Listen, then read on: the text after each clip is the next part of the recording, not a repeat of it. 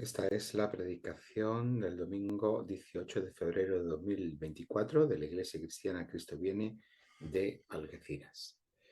El pasaje de esta mañana es el Evangelio de Marcos, capítulo 10, versículo 17 al 31.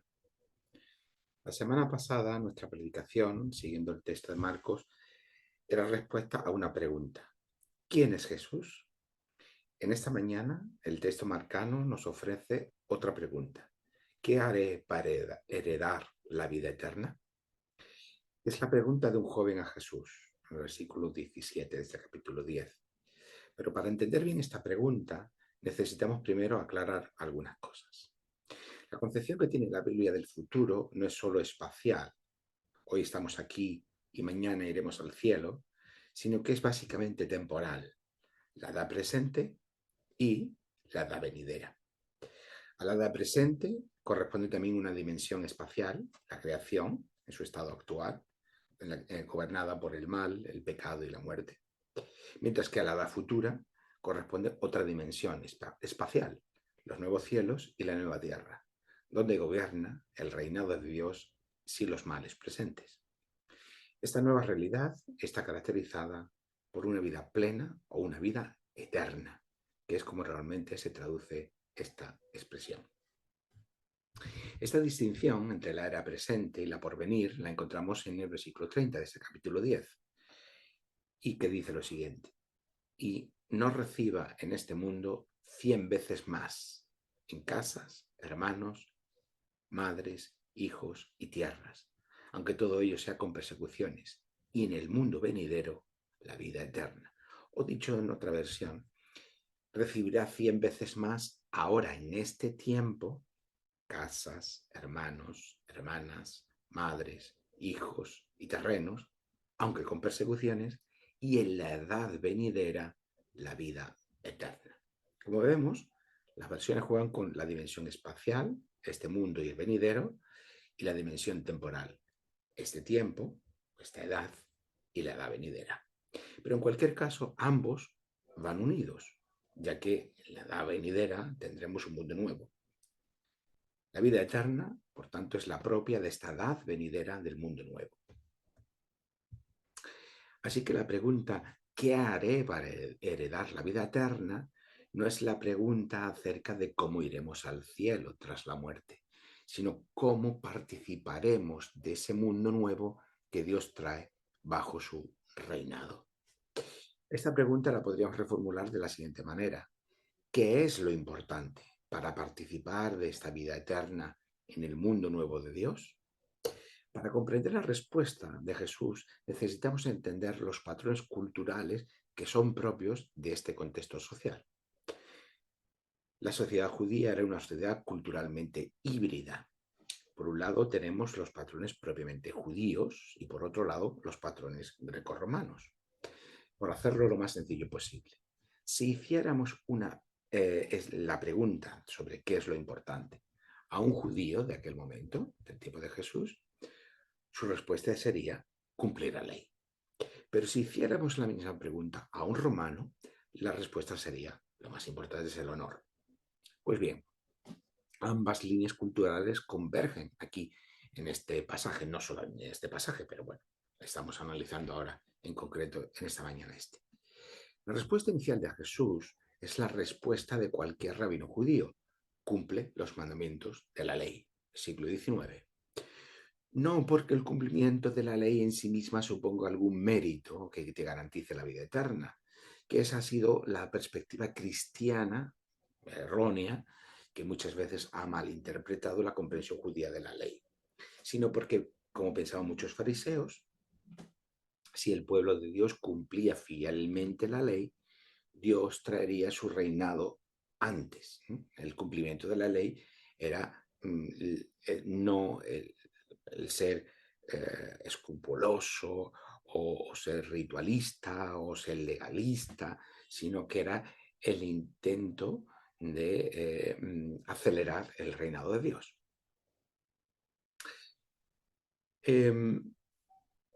Cumplir la ley, por tanto, en este sentido, era un signo de fidelidad a Dios, o lo que es lo mismo, de fe que confía en Dios. No tenemos que ver la obediencia a la ley como, como nosotros podemos entender que obedecemos las normas de un código legal actualmente, ¿no? Los estados-nación tienen sus códigos legales y tenemos la obligación de cumplirlos porque si no hay unas sanciones legales. Pero esa no es la manera más adecuada de comprender el cumplimiento de la ley en la Biblia. El cumplimiento de la ley es una obediencia que tiene más de fidelidad y de confianza que de una asunción de una prescripción legal. Al cumplir la ley se está poniendo la confianza en aquel que ha prescrito la ley. Es una relación de confianza y de lealtad la que se establece por medio de la ley. Así que cumplir la ley es otra forma de expresar esa fe que confía en Dios. El joven le responde que todo eso lo ha hecho desde siempre, versículo 20. Pero Jesús, dice el texto, que mirándolo con amor, dándose cuenta de lo que hay en su interior, en sus motivaciones, le dice que venda todo lo que tiene y se lo dé a los pobres. Así tendrá algo que realmente importe y que será un tesoro en el cielo. Y esta expresión tesoro en el cielo no quiere decir que el objetivo sea ir al cielo, estar en el cielo, sino que Dios guardará hasta la edad venidera eso como algo importante. Y eso es lo que significa esta expresión, versículo 21. La respuesta del joven es marcharse desilusionado porque era muy rico, versículo 22. Y aquí viene la famosa frase de Jesús sobre la dificultad de que un rico entre en el reino de Dios. Se ha debatido mucho a lo largo de la historia del pensamiento cristiano, qué significa, qué no significa esta declaración, este dicho de Jesús, así como el otro famoso dicho acerca de que es más fácil que pase antes un camello por el ojo de una aguja. Se ha especulado a qué aguja se refiere, en fin, ha habido muchas explicaciones respecto a este tema. Pero lo más importante, a mi juicio, no está en descubrir el significado exacto de ambas declaraciones, que por otro lado nos falta un cierto contexto, sino que lo más importante es preguntarse por qué Jesús hace referencia a las riquezas. Y aquí entra en juego el hilo cultural greco-romano para el que todo lo importante pasa por el honor. Se es alguien cuando se tiene honor y no se es nadie cuando se adquiere vergüenza. Para nosotros es un poco difícil entender esta distinción porque vivimos en una sociedad muy individualista y somos aquello o pretendemos ser aquello que logramos por nosotros mismos. Pero no era así en la sociedad mediterránea del siglo I, que es era una sociedad con una dimensión comunitaria y un sentido comunitario mucho más intenso, más fuerte. En aquella sociedad eras no lo que lograbas por ti mismo, sino lo que otros consideraban que eras, lo que otros veían en ti. Si te veían como una persona con honor, entonces tenía una posición socialmente relevante. Pero si te veían como una persona con vergüenza, entonces eras un marginado. Eres una metáfora de considerar, de apreciación social, de relación social. Hay muchos elementos que no podemos, obviamente, entrar en ellos. En nuestro contexto sociocultural, las riquezas son expresión de nuestro logro personal, si son adquiridas legítimamente, obviamente. Pero en el contexto sociocultural mediterráneo, las riquezas son la garantía de ser una persona con honor. Las riquezas no eran un fin en sí mismo. Eso sería un uso necio de las riquezas, sino una manera de mostrar a otros que eres una persona de honor. Y porque tienes honor, puedes usar tus riquezas como buenas obras. De hecho, hay una palabra en griego para las buenas obras. En buenas obras para el beneficio de los pobres, para el beneficio de la ciudad, construyendo pues un puente, un acueducto, interviniendo como una misión diplomática en favor de una determinada ciudad, etcétera, etcétera. Muchas cosas que se podían hacer como dentro de estas buenas obras para ganar honor. Así que las riquezas eran una manera de ganar honor. Y aquellos a los que se les debía honor por sus beneficios y gracias a sus buenas obras, se les concedía que ocuparan los primeros puestos. Los primeros puestos en los juegos, en las competiciones deportivas, en el teatro, en el circo, etc. O también se les otorgaba una corona de oro, o se erigía una estatua, una estela conmemorativa en algún lugar público de la ciudad. Ahora bien, lo que Jesús advierte al joven rico es que ni el cumplimiento en sí mismo de la ley, ni aquello que le garantizaba una posición de honor, como son las riquezas, le aseguraban participar en el mundo nuevo de Dios, ni lo que era más estimado en el mundo judío, ni lo que era más estimado en el mundo romano. Ninguna de las cosas de los dos mundos, lo mejor de los dos mundos, no era garantía para participar del reinado de Dios. Y entonces la pregunta, claro, es qué es lo importante. Si no es uno ni es lo otro, ¿qué es lo que estiman como más importante en nuestra sociedad? El dinero, la fama, el prestigio social que se muestra por el poder económico, la influencia política. ¿Qué es lo más importante? Pues esa pregunta es la que se hacen también los discípulos en el versículo 26, cuando dice, bueno, entonces, vista que de todo esto, ¿quién podrá salvarse? ¿Qué es lo más importante para la vida eterna? Para terminar de entenderlo, debemos retroceder un poco en la narración de Marcos, perdón. Justo antes de este pasaje tenemos aquel otro tan conocido como es la petición de Jesús de dejar a los niños que se acerquen a mí, porque el que no reciba el reino de Dios como un niño no entrará en él. Versículo 14 del capítulo 10. ¿Y esto qué significa? El niño en aquella sociedad era quien no tenía derechos. Para nosotros, obviamente, los niños son sujetos de derechos y de especial protección, porque no tienen recursos para poder tener una supervivencia por sí mismos ni una salvaguarda de sí mismos, ¿no? Dependen del mundo de los adultos, entonces tienen una especial protección. Pero no era así en el mundo antiguo. En el mundo antiguo los niños eran un proyecto de adulto, pero no eran objeto de derecho en sí mismos. El niño carece de importancia, al menos en cuanto a relevancia social, me explico. Obviamente, pues no quiere decir que los padres no quisieran a sus hijos o que no hubieran relaciones de afecto, de cariño hacia los hijos, ¿no? Pero en cuanto a la relevancia social me estoy refiriendo. En realidad, socialmente, el niño carecía de cualidades o propiedades innatas que le permitían ser vistos bajo la lente del honor. Solo los hijos de personas de honor tendrían posibilidad algún día de ser considerados honorables, pero el niño en sí mismo estaba despojado de honor y de condición social.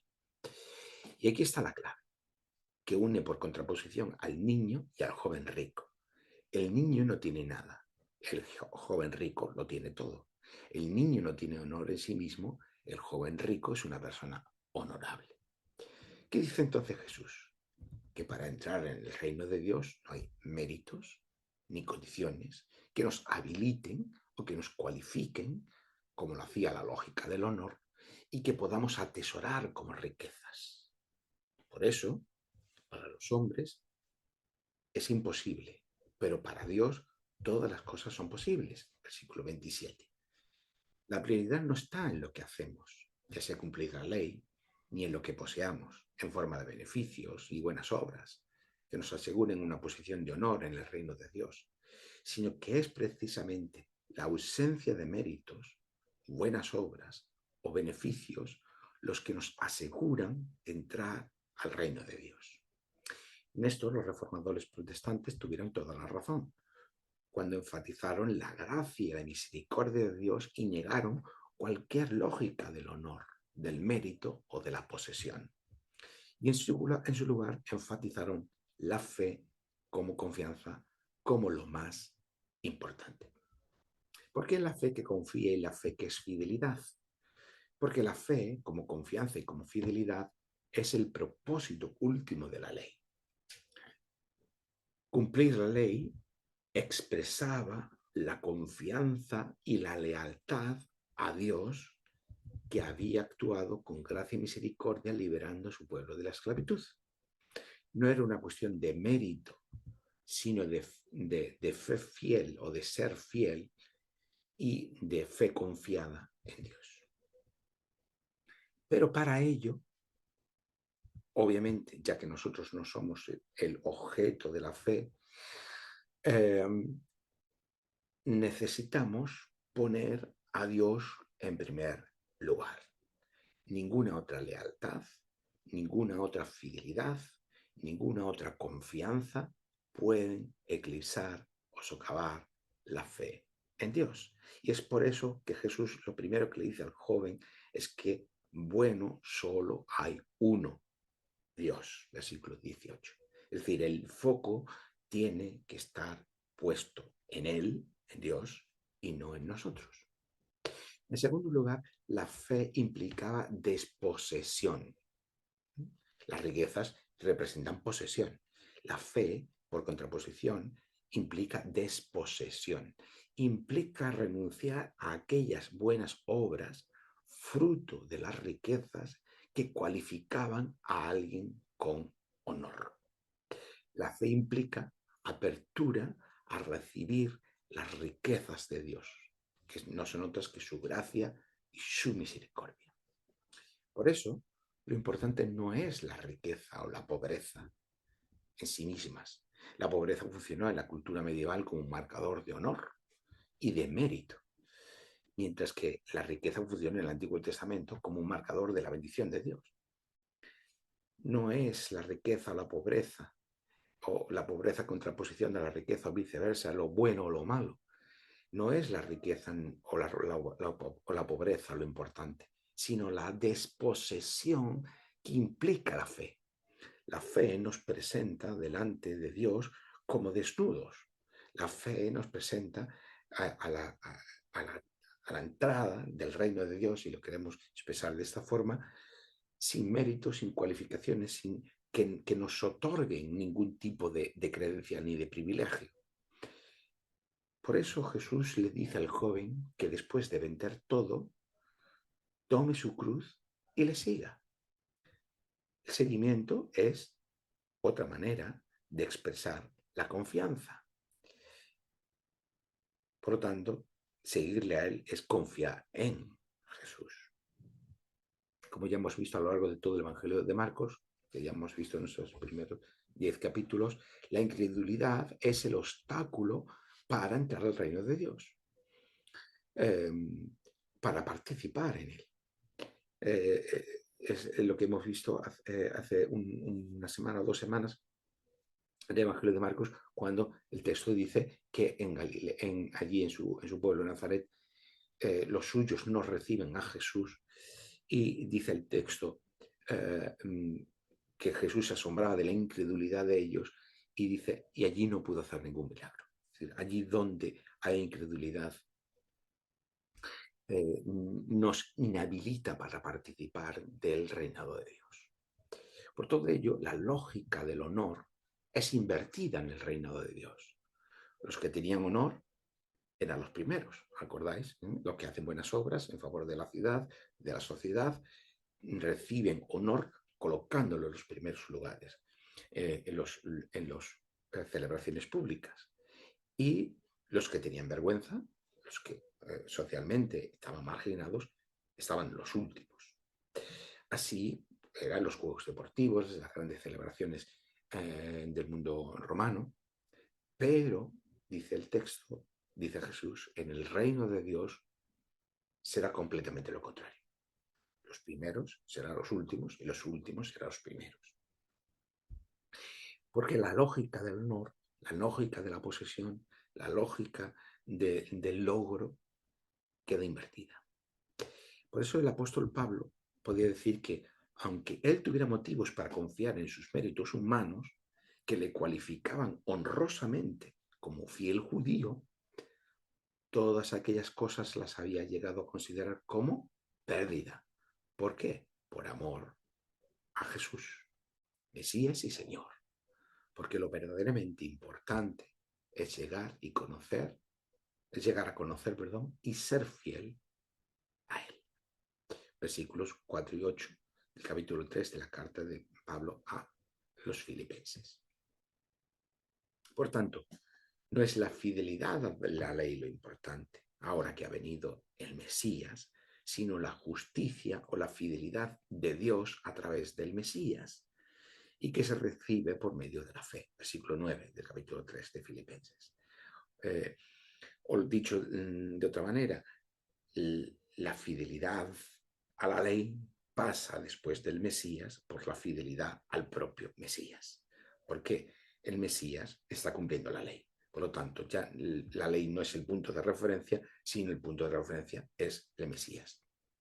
Igual que se prestaba fidelidad por medio de la obediencia a la ley, ahora se presta fidelidad por medio de la fe, de la fidelidad, de la obediencia a Jesús como Mesías y Señor. Dios es fiel al pacto en el Mesías y nosotros recibimos dicha fidelidad por medio de la fe. Así nosotros nos hacemos también fieles a Él. ¿Qué es lo importante para participar del mundo nuevo de Dios? La fe que confía en el Rey que es Jesús. La fidelidad y la confianza en Él es ahora lo que cuenta, como la mejor expresión de lo que implica la fidelidad a Dios por medio de la ley. Ahora, las buenas obras no son aquellas que proceden de las riquezas con las que se gana honor, sino del desposeimiento de la fe, como la actitud de receptividad de la gracia y la misericordia de Dios. Y ello redundará en ser parte de la gran familia de Dios. Por medio de la fe en el Mesías, formamos parte de la gran familia de Dios y participamos de la herencia de Dios, de la abundancia de su herencia, como nos dicen los versículos 28 al 30 de este capítulo 10. Así que la fe es ese desposeimiento que nos hace reconocer que sin Cristo, sin el Mesías, no tenemos nada, pero que en Él lo tenemos todo. Y eso es lo que nos habilita para hoy día participar del nuevo mundo de Dios, de ese nuevos cielos y nueva tierra, de esa nueva realidad en la que Dios transformará su creación. Que así sea.